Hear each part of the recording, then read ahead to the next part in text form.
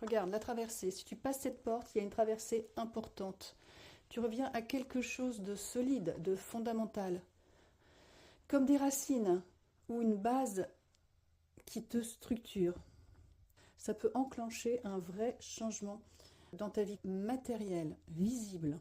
Donc ce passage peut être un mouvement de construction solide dans ta vie qui va te réaligner avec quelque chose de très stable et qui peut transformer concrètement ta vie. Si tu passes cette porte maintenant, tu la passes avec de la résistance. Il y a quelque chose en toi qui n'est pas complètement aligné ou complètement clair. Donc ça peut créer de la tension, de l'opposition, presque un rapport de force intérieur ou même extérieur. Et derrière, il y a du mouvement.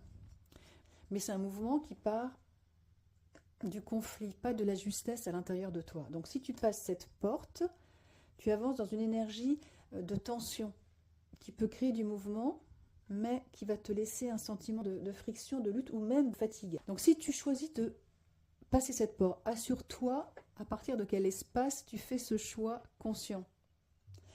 Est-ce que c'est un choix qui est vraiment aligné avec ce que tu veux, avec tes vraies aspirations? Si tu passes cette porte, tu entres dans une dynamique de réajustement intérieur, où tu te remets plus en accord avec ce que tu veux vraiment. Ce choix, il t'amène à plus de clarté sur tes envies, tes priorités, tes choix de vie. Ça demande de ne pas précipiter les choses.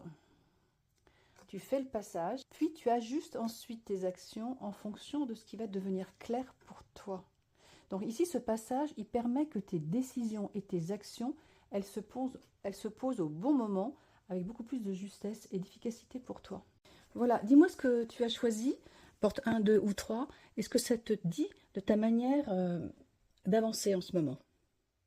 À bientôt pour de nouvelles énergies.